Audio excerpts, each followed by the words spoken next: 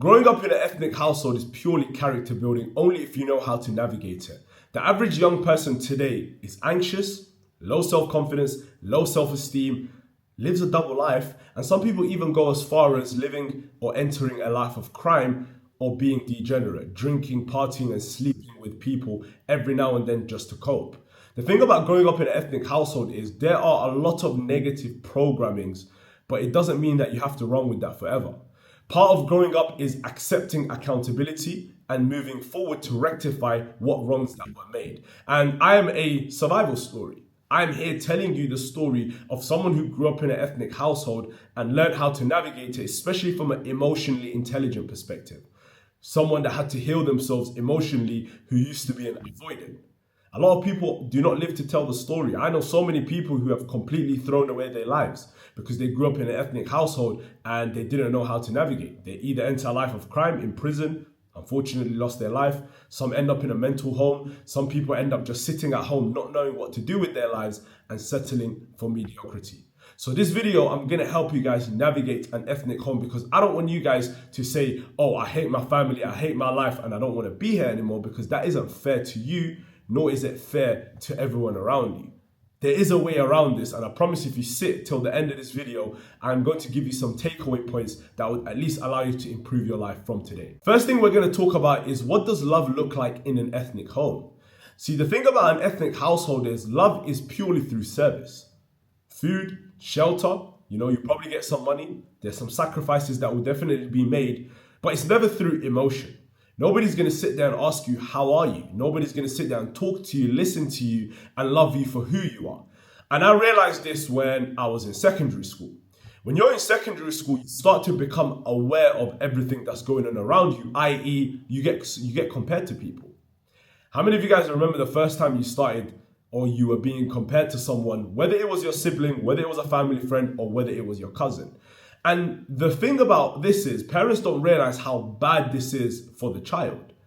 If a child isn't academically great and you're comparing them to someone who is academically gifted, that unfair comparison is going to dent that child's confidence almost indefinitely, where it may not even be recoverable.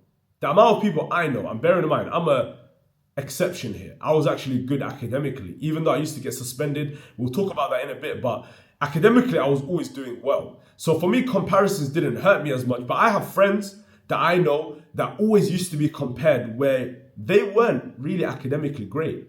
And the thing that you learn once you grow up is everyone's talents and strengths lie somewhere. You may be a creative person. You may be good at photography, videography. You may be good at talking to people. You may be good at painting, knitting. You may be good with your hands. But because school is so rigid, parents do not understand that, okay, my child isn't academically bright. He may not be great at maths, science, English, but let's see where his other strengths are. Your son might be an amazing athlete. Your daughter might be an amazing athlete.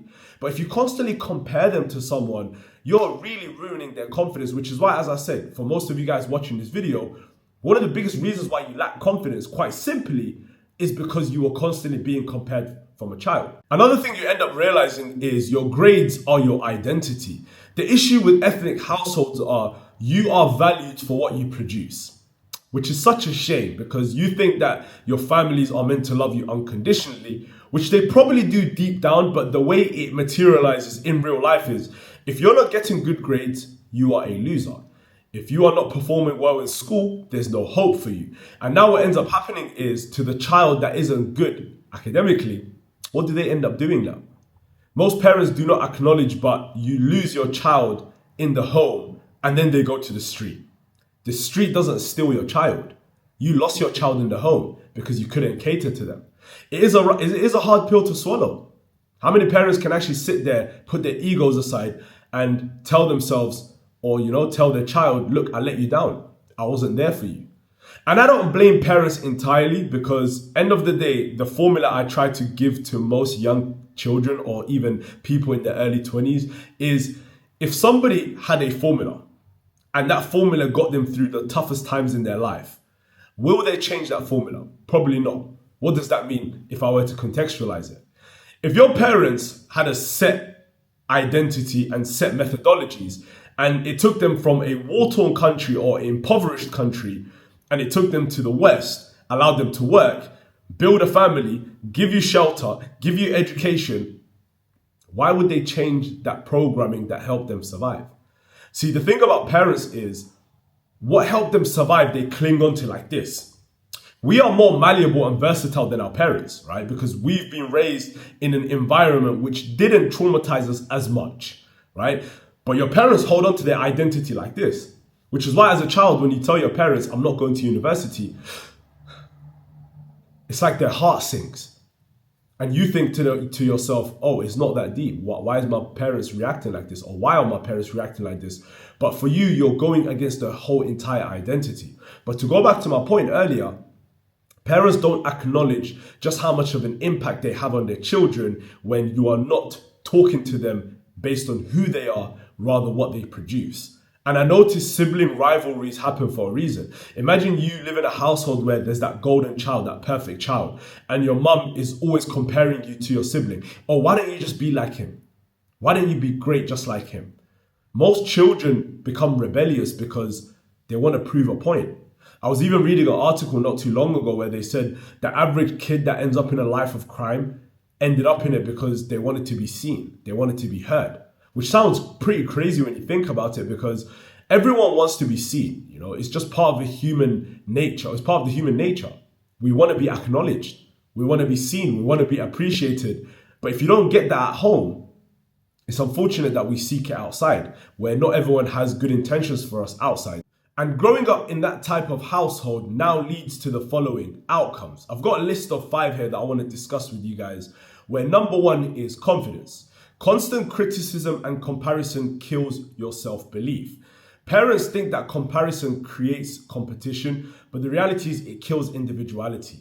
The amount of kids I know that are struggling to express themselves simply because they are constantly being compared is very common. And kids unfortunately then hide their personalities because they want to be palatable. I would really advise you to send this to your parents, because what they don't understand is, as much as they love their children, they are literally pushing them away. If every day I come home and I'm being compared to someone that I couldn't care less about, it's going to make me feel, rebellious. It's going to make me feel like I can't trust these people. It's going to make me just think to myself, what do I have in common with these people? One of the reasons why kids and parents always fight is because parents don't acknowledge what it is that they are saying to the children. See, as I said earlier, they've been raised to survive, not to thrive. In order to thrive, there needs to be cooperation. You need to actually gel together and figure something out collectively, which unfortunately parents don't really take in. Most kids nowadays lack real confidence. People DM me all the time and they're like, oh bro, what should I do with my life? Oh bro, I want to go outside and I want to talk to people. Where should I begin? Of course, social media is definitely a culprit here. Brain rotting is definitely one of the main reasons, but I promise you that seed was planted long before social media. You come home from school and you tell your parents, Mum, I want to go camping with my friends. Why the hell would you do that? See, here's the thing. Agreeing and disagreeing is not the point here. Rejecting is my problem. Before the child even explains themselves to you, you reject them straight away. So now you've created a household where a child cannot express themselves unless they are being compared to someone else. And that's the only time it is okay. And another thing I usually discuss with parents is parents are so conscious of what a child says to them, but they never consider what they say to the child. And you're a grown-up end of the day, I tell parents every single time, you are an adult. Same way you want to police and condition your child, why don't you start by conditioning yourself? Because as I said, anxiety, overthinking, low self-esteem starts in the household. And that's the unfortunate point. Number 2 is emotional absence. This is probably one of the bigger parts of growing up in an ethnic household. I grew up as an avoidant. Let me actually discuss this with you guys. I grew up in a household where I've got 2 loving parents, but they never ever discussed with me how they feel, how they view the world, what they're struggling with, nor did they ever ask me, how am I doing? I love my parents to death, but never has one of them sat down with me and said to me, how's life actually going? Is everything okay? We love you for you. Doesn't matter what you do with your life. We love you for you. It sounds like I'm a white parent right now, right? And it's unfortunate that we look towards them for emotional intelligence, because in an ethnic home, parents don't realize just how detrimental it is when you don't have those discussions. Because now you teach the child that everything in life is transactional. You are valued based on what you can produce. And here's the thing. Back in the days, this was actually a viable option. Once upon a time, you could work a job, get yourself on the home list, or get yourself a home, have a nice car, have a family, and live happily ever after. You can actually mask your avoidant personality by just collecting wins. Nowadays, cost of living crisis, the economy, we're in a recession, jobs are hard to get, homes are hard to buy. So in a world where we've been stripped economically and financially, who you are matters more than ever, because who you are lasts longer than what you possess, right? Who I am will last way longer than what money I've got in my account, or what watch I've got, or what car I've got, or what partner I have. This is what parents don't acknowledge. So now emotional absence is then started, or the seed is planted from young. You then realize growing up that, okay, I don't have an emotional connection with my parents. And, I'm just going to have to just work, give them money, live my life, and keep pushing forward. Have you guys noticed recently that, I'm just going to put my neck on the line, one of the downsides of individualism and I guess living in a hyper-capitalistic society is you don't really care much about connections with your parents anymore. Once upon a time, people were like, when your parents grow older, that's when you grow more fond to them. That's when you love them more. That's when you want to take care of them. One thing I noticed is the only people that can actually say that are people that have an emotional connection with their parents. As much as I love my parents, I don't actually know what's going on in their mind. Nor have they ever sat with me and been open enough to just say, okay, what's going on in your life? This is what's going on in my life. When people say have a heart to heart. Think about this from a friend perspective or from a relationship perspective. If you're talking to a woman, if you're a guy, or if you're a woman talking to a man, and you guys never have a heartfelt conversation, as in what makes you you. I don't care what you do for work, but what goes on in your mind? If you've never had those conversations, you don't know the depth of that person. So you as a child and as a parent, you don't know the depths of each other. You don't know what your parents are even about. You know what your parents do for work. You know where they're from. You know what car they drive. You may know some superficial things about them, but you don't actually know them. And because you grow up in an emotionally absent household now, you then manifest into two different characters. You either become an avoidant or you become a people pleaser. An avoidant is characterized by somebody that doesn't want emotional connection with someone because it is such a foreign concept. I am an avoidant. For a big part of my life until recently, I really hated intimacy.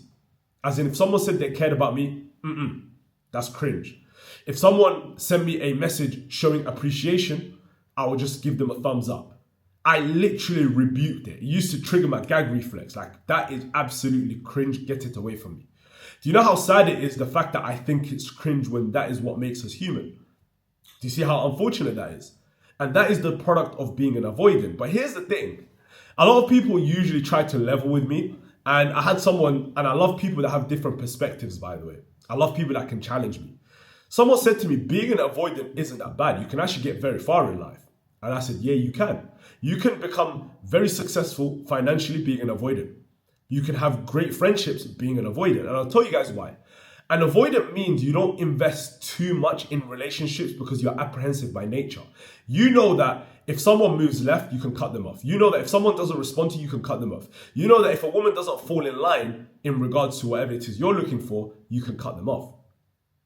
But here's the thing. An avoidant gets so far until they want to have a meaningful connection with someone. That's when all of your flaws are exposed. The day you care about a human and you're trying to connect with them, you end up realizing that anytime they make advancements towards you and you want to pull back, it creates more anxiety.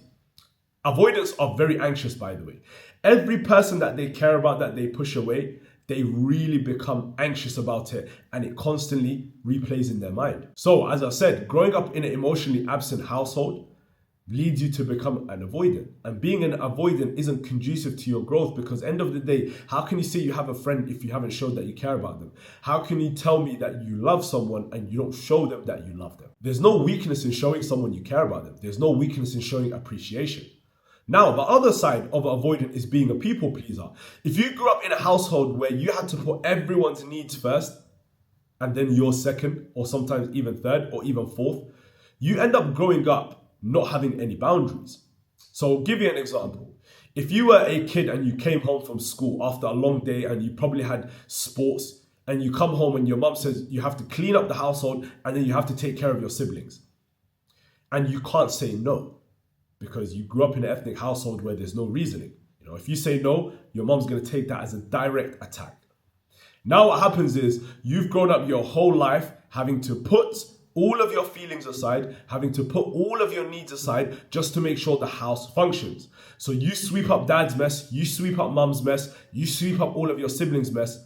And the issue now is, when you get into your teenage years and your early 20s, because you don't know how to say no, because you don't know how to set boundaries, you get trampled over by every single human in your life. I'll give you many examples. Your friend, and bear in mind, some friends take advantage of other people. So let's say your friend invites you to go somewhere and you're tired. You had a long day, you don't want to go. The first thing that comes to a people pleaser's mind is, I can't say no because I feel like the relationship is going to get damaged. I can't say no because the relationship is going to break if I don't accept the person's request. So you now feel guilty for prioritizing yourself, and you end up saying yes to that person and you end up going. Here's the issue again. You go with that person, throughout that whole entire experience, you're hating yourself for making that decision, and then when you come home, you have to deal with the ramifications of all the energy you've wasted and the money you've wasted that day. Now, in a relationship, a people pleaser gets taken advantage of in a relationship because they don't know how to set boundaries, and they also feel bad for standing up for themselves. I'll give you an extreme example. If you are a woman and you are a people pleaser, and let's say you like a man and the man likes you, and some people do have narcissistic tendencies, so let's say the guy leans towards being a narcissist and he's asking you to do stuff with him. Intimacy is a part of life. I don't advise dating. I do always tell people, if you're talking to someone, have the intention of getting married to them.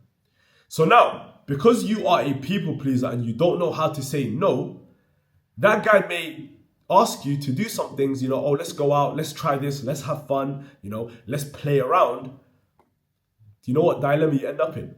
You don't want to do it. It goes against your entire existence. But because you're so scared of saying no, because you feel like the guy isn't going to like you anymore, you feel like that relationship's going to break, and you feel like chaos is going to ensue, you end up going for it. And then you end up regretting everything, and you end up hating yourself. Being a people pleaser leads to the lowest levels of self-confidence and self-esteem. And that's the issue with growing up in an emotionally dysfunctional household. Emotionally dysfunctional households lead to dependencies. Whether you're an avoidant and you hyper-depend on yourself, or whether you're a people pleaser and you hyper-depend on other people. That's the problem. And people don't acknowledge this. So if you're currently a avoidant, all I tell people is slowly start to show people appreciation. Slowly start to message people and show that you care about them. If you are a people pleaser, slowly start saying no and tell yourself, if I do say no, the relationship's still going to be intact. If I do say no, the person isn't going to hate me. And if I do say no, they're probably going to respect. Do it incrementally. If you had a long day at work and your friend invites you out, just say no. But don't say no directly. Let's use our brain here. Say, I would love to come, but I had a long day at work today, so I'm probably just going to sit this one out. We can do something next week. Easy.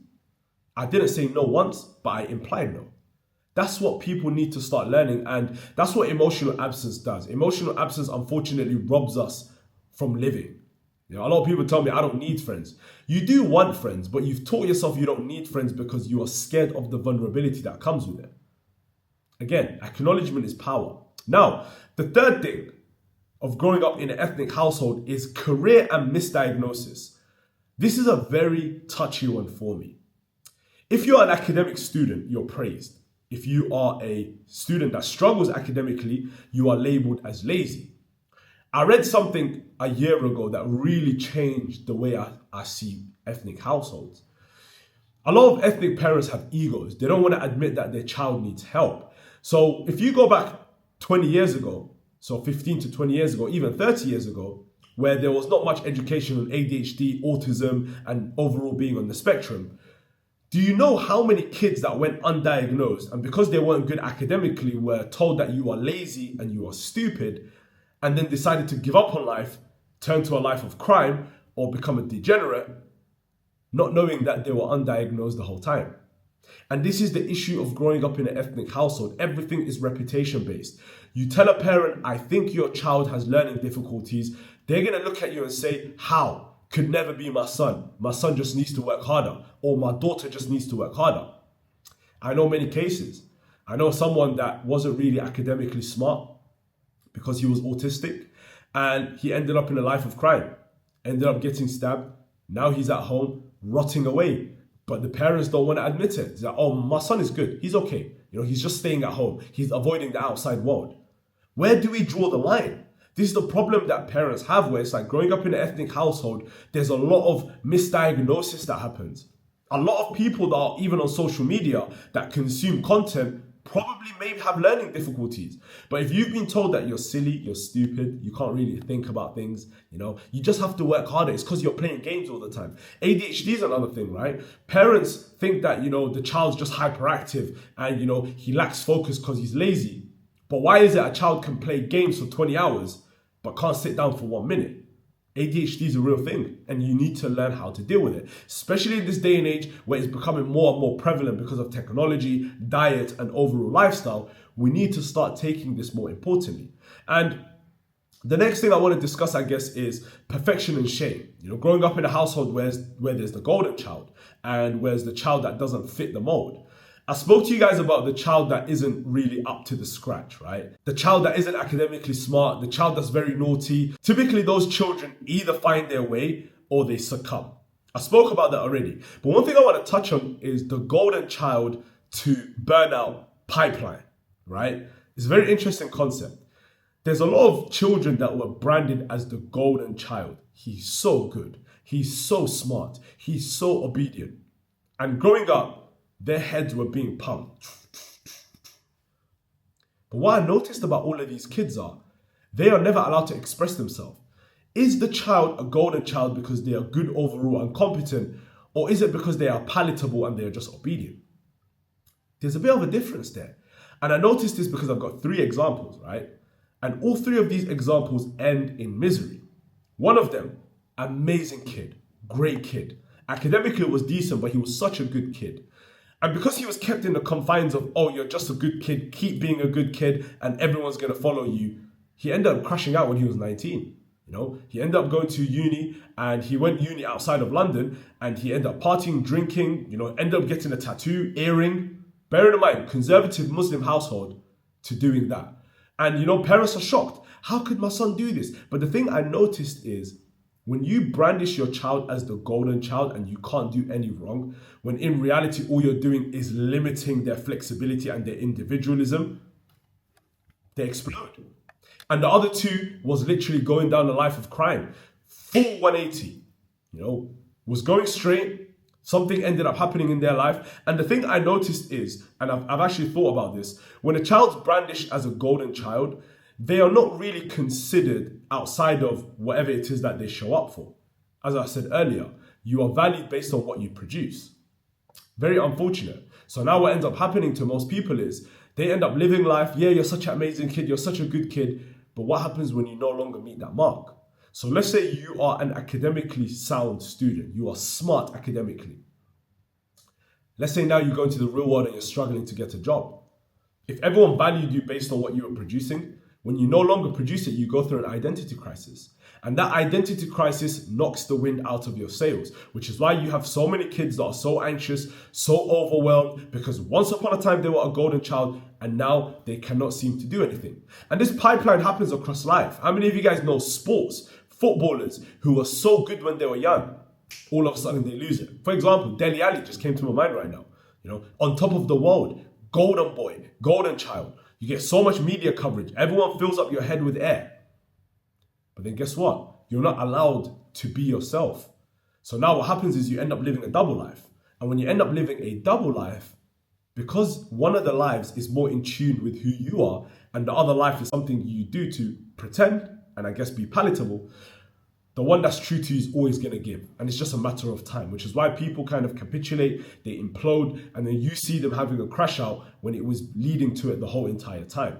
So all I'm saying is, when it comes to perfection and shame in an ethnic household, it's unfortunate that we are never allowed to just be free.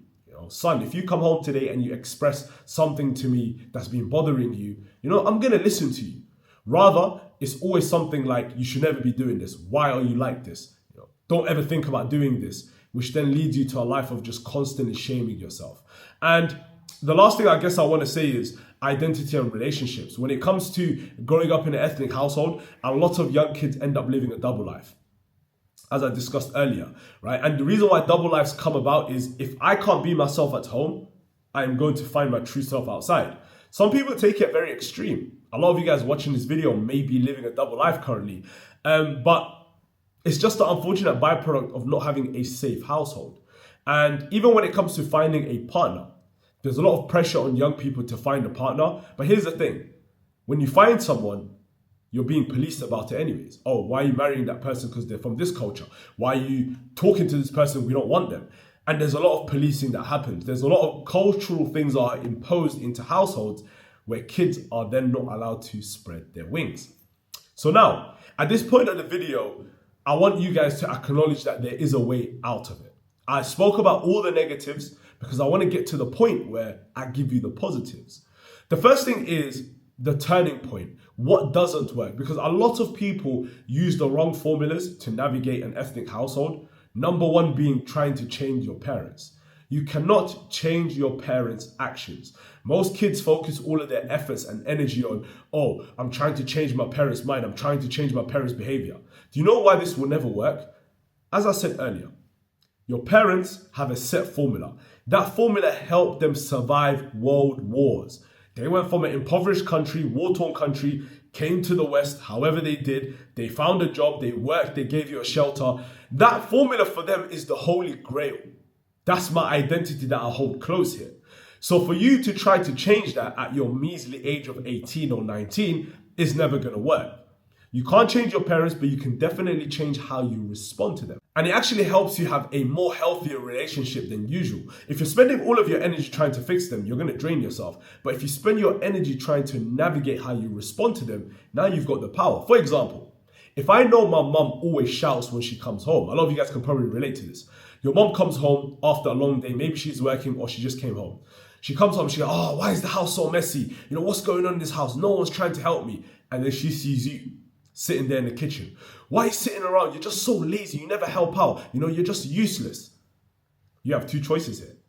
Try to change your parents. Oh, mum, why are you always negative? Why are you always reacting like that? What the hell is wrong with you? You never listen. You're always moody. You always say nasty things. One leads to an argument. That will indefinitely lead to an argument. But number two, if I know my mum always reacts when she's tired, when she's going through something, and she happens to just say something negative to me, you know what my response is going to be? Okay, mum, what is it that you want? What is it that you need help with? She came home shouting clearly for a reason. What is it that you need help with? Then she's going to say, yeah, I need the house clean, blah, blah, blah. If you can clean the house, go clean it. If you can get someone to clean it, get them to clean it. But the point I'm ultimately making is, if you just focus on how you respond, you navigate the household in a more healthier way. A lot of you guys try to go back and forth. Your mum calls you useless today. All of a sudden, you're trying to argue with her and say, why are you calling me useless? I'm not useless. You're not going to win that battle. In an asymmetrical relationship, if you attack the person in authority, you're going to be crushed. Always keep that in your mind. And the way forward in terms of what you can do is, number one is control the way you respond. Number two, a very important thing, if you want your parents to really and truly accept what it is that you want to do, I'll give you a formula. For example, if I don't want to go to university and I want to do something for myself, the worst thing you can do is go to your parents, say what you're going to do and expect them to agree, because they're not going to agree and they're probably going to shout at you. Instead, I call it the long-winded method. Instead of trying to bombard someone with information for the first time, expecting them to support you, do it over a span of a month or 2 months. So if I know I'm going to not go to university, first time I'm going to say, Mum, I'm thinking of going to university, but at the same time, I came across something. I saw this career opportunity that I can do, and this is what it entails. Bearing in mind, you owe them a full explanation. I don't care about your ego. I read this and it said this, and I really think this might be a good opportunity for me. What do you think about it, Mum? Oh, nah, son, I want you to go to university. I don't think this is good. Cool. Listen to what they say. Go back to your drawing board. The next time now, keep priming her mind with the information. I call it the desensitization phase. If you want your parents to accept whatever it is you want to do, you have to desensitize them over a prolonged period of time. You can't tell your parents you're going to leave university to get into another career over one night. But you can definitely ease the idea over a longer period of time whilst telling them exactly what it is that you want to do. Shall I give you guys a harsh reality check? One of the main reasons why your parents don't even listen to what you say is because you don't even respect yourself. Let's talk about that. The average kid sleeps late, wakes up late, doesn't eat well, room's a mess, plays games all day, or talks to their friends all day, and doesn't do anything productive. Your parents see that, by the way. They acknowledge that every single time they are there in the kitchen making food. They're thinking, why is my son just wasting time? Why is my daughter just wasting her time? So now when you come with an outlandish point or an outlandish suggestion of, I'm going to go to another degree, or I'm going to drop out of university, or I'm going to start a business, they look at you and they're like, you are a joke, man. You are a joke. How can I take you serious when you don't even take yourself serious? So to even flip that, by the way, before you get your parents to accept what it is you want, respect yourself. I promise you, parents have this thing where, tough love is so interesting, where if your parents see you waking up early, eating clean, going to the gym, reading, being spiritual, being a fully healthy human being, they're probably not going to say it to you because unfortunately we grew up in emotionally dysfunctional households. But I can promise you, deep down, they're like, you know what? I kind of respect what he's doing. So now when it comes to telling them what it is that you want to do, it becomes more believable because they see you actually put effort in. Just take that on board. If you want to navigate an ethnic home, this is the blueprint. Number 1, don't try to change your parents, change the way you respond to them. Number 2, develop some self-respect first before you make some demands. Number 3, if you want your parents to actually listen to what it is you want to do, stop trying to bombard them with information over one night, expecting them to accept it. Rather, go through the desensitization phase of slowly showing them what it is you want to do over a prolonged period of time to show them that you are dead set on what it is you want to do so it becomes more believable. Right? These 3 things will help you navigate an ethnic home. Now, outside of all of these things, I would highly suggest you practice some elements of self-love. Because unfortunately, if you don't love yourself, the world isn't going to love you either. We've grown up in ethnically dysfunctional households, so you need to learn how to heal yourself. As I said earlier, if you're an avoidant, if you are a people pleaser, slowly start giving yourself compassion. Slowly start taking away the shame and actually try to put yourself out there and I guess unlearn everything you've learned. And the overarching thing, I guess, to wrap up this video is your house raised you, but it doesn't define you. You get to define your future. I want you guys to all accept that whatever programming you have, stop taking it personally. Take data from it, analyze it, audit yourself. How did this affect me? How did this shape who I am today? I promise you it gets better, but it requires work. All the insecurities, anxiety, overthinking, low self-esteem, low self-confidence that you have probably stemmed from your household, but you are reinforcing it daily by constantly buying into that story. Give yourself a chance, start from the beginning and incrementally build yourself up because I promise you, your house may have raised you, but it absolutely doesn't define you. And I am a living proof of that.